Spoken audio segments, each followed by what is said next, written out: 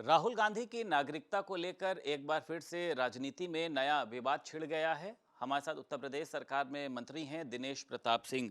Sir, Rahul Gandhi की नागरिकता को लेकर कोर्ट में सर जवाब भी मांगा गया है। विपक्ष के नेता के खिलाफ इस तरीके से लगातार बातें सामने आती हैं कि उनके पास ब्रिटिश की नागरिकता है।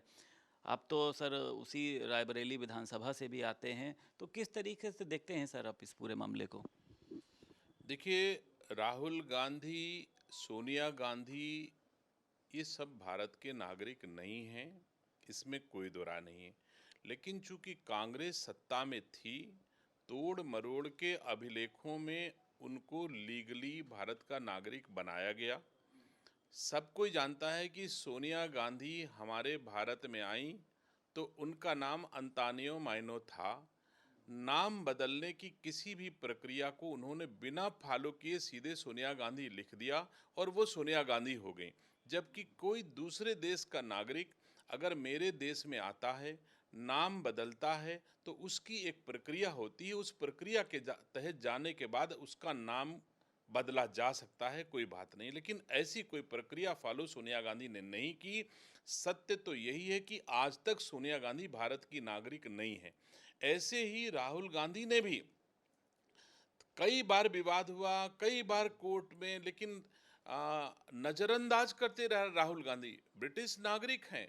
ब्रिटिश और वो विदेश में जो है उन्होंने ब्रिटिश या इंग्लैंड में उन्होंने अपनी वो भरा हुआ है, वहाँ से वो टैक्सेस भरे हुए हैं, उसके रिकॉर्ड हैं उनके कि ब्रिटिश नागरिक के रूप में उन्होंने किया, शिक्षा ग्रहण करी, उसके अभिलेखों में ब्रिटिश नागरिक लिखा हुआ। तो मैं समझता हूँ कि सच्चाई को देश के सम्मुख रख करके और फिर उसके बाद भारत में राजनीति की जाती तो अच्छा होता। सच्चाई को छुपा करके गांधी परिवार देश पर राज कर चुका है और आज की तारीख में देशवासी चाहते हैं कि ये सच्चाई को जनता के सामने आना चाहिए कि सोनिया गांधी वाकई हमारे भारत की लीगली नागरिक है या नहीं। अगर राहुल गांधी हमारे देश के नागरिक नहीं हैं, इसके सारे सबूत अखबारों में भी आ चुकी, मीडिया में आ चुके, आम जनता जान चुकी है। और ब्रिटिश नागरिकता लेने का प्रमाण है और ब्रिटिश नागरिकता छोड़ने का कोई प्रमाण नहीं, भारत की नागरिकता लेने का कोई प्रमाण नहीं। अगर आपने भारत को छोड़ करके ब्रिटिश की नागरिकता हासिल कर ली है तो भारत के नागरिक आप स्वतः नहीं रह गए हैं। ये राहुल गांधी को देश की जनता के सामने कहना चाहिए, स्पष्ट करना चाहिए। छुपा करके पॉलिटिक्स, चोरी करके पॉलिटिक्स, धोखा देके देशवासियों को पॉलिटिक्स करना ये किसी दशा में उचित नहीं है। देश के सबसे बड़े खानदान के रूप में स्थापित हुआ गांधी परिवार इतने बड़े धोखे की नींव है और जब वो धोखा खत्म होगा तो निसंदेह नींव सहित पूरा भवन एक दिन भरभरा के गिरेगा गांधी परिवार का, इसमें कोई दो राय नहीं। जम्मू कश्मीर में सर मुख्यमंत्री योगी आदित्यनाथ पहुंचे हैं। धारा 370 के बाद में 10 साल बाद लगभग सर चुनाव देख रहा वहाँ पे होने जा रहा है। सबने एक तस्वीर भी देखी थी कि कभी चुनाव की कोई सोच नहीं सकता था, तिरंगा नहीं फहर सकता था। अब आप वहाँ पर भाजपा को किस तरीके की स्थिति में देखते हैं? क्योंकि वहाँ एनसीपी की, अब्दुल्ला की अगर बात करें, राहुल गांधी की बात करें, तो वो लोग वहाँ पर एक हैं सर। देखिए, वहां कुछ परिवारों की पॉलिटिक्स थी जिसके चंगुल में जम्मू कश्मीर फंसा था और घूम फिर के वो दूसरे देशों पर आधारित राजनीति जम्मू कश्मीर में होती थी। हमारे भारत परक पॉलिटिक्स, भारत परक राजनीति, भारत के प्रति कश्मीर के लोगों की आस्था और विश्वास को कमजोर करने का वो परिवार प्रयास कर रहे थे। लेकिन देश के यशस्वी प्रधानमंत्री और गृह मंत्री जी ने जम्मू कश्मीर को भारत की मुख्य धारा से जोड़ने का काम किया, लोगों के बीच में विश्वास पैदा किया कि आप भारत का हिस्सा हो, भारत के साथ रहो। जैसे भारत का नागरिक रहेगा, जो अधिकार भारत के नागरिक को प्रदत्त है वो आपके आपके राज्य को मिलेगा।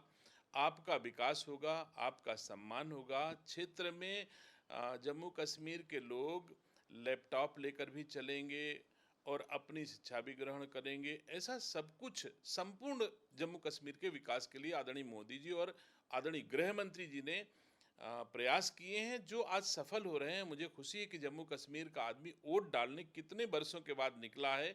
कम से कम आज की तारीख में कह सकता हूं कि जम्मू कश्मीर के नागरिकों का अब भारत के प्रति, भारत की भूमि के प्रति, भारत माता के प्रति, भारतीय संस्कृति के प्रति रुझान बढ़ा, लगाव बढ़ा है और आने वाले दिनों में मजबूती के साथ जम्मू कश्मीर भारत का हिस्सा होगा।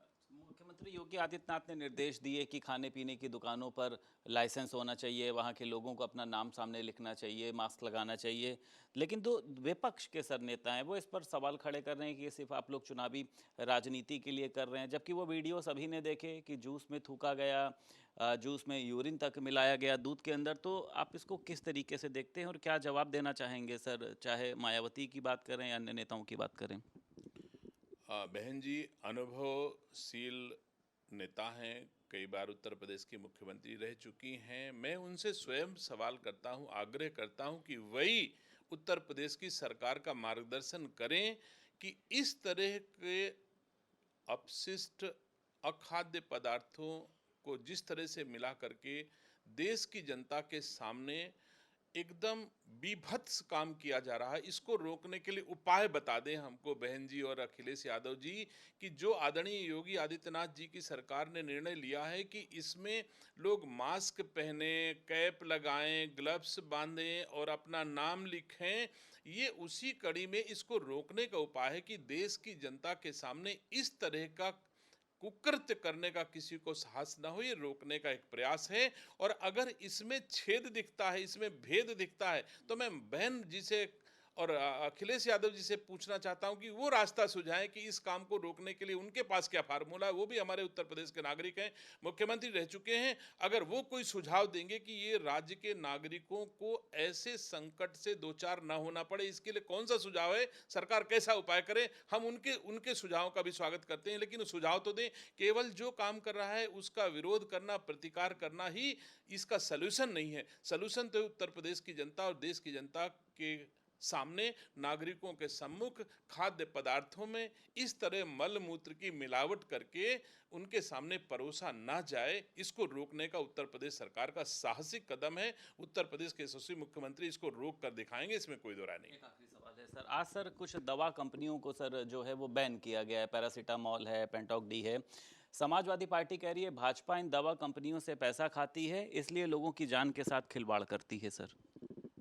मैं नहीं समझता कि अगर हमारे राज्य के एक्सपर्ट जो दवाओं के एक्सपर्ट लोग हैं, हम लोग नहीं हैं, इसलिए उसमें डेप्थ में नहीं जा सकते, लेकिन अगर उनकी राय में कोई दवा स्वास्थ्य के लिए हानिकारक है तो हमारी सरकार उसको रोकेगी, उनके सुझाव मानेगी, उनका सम्मान करेगी। योग्यता का सम्मान है। जो लोग महसूस करते हैं कि ये दवा नहीं खाने लायक है, इससे हमारे जनमानस को हानि हो सकती है, तो उसको रोकने का प्रयास हमारी सरकार कर रही है और करती रहेगी, बिना किसी इन लोगों के दबाव प्रभाव में आए राज्य की जनता का हित करती रहेगी, क्योंकि जनादेश भारतीय जनता पार्टी की सरकार को प्राप्त है और जनादेश का सम्मान करना हमारी सरकार का दायित्व है। बहुत शुक्रिया बात करने के लिए। उत्तर प्रदेश सरकार में मंत्री दिनेश प्रताप सिंह हमारे साथ मौजूद थे। लखनऊ से वीडियो जर्नलिस्ट मेहंदी के साथ संदीप खेर, भारत समाचार।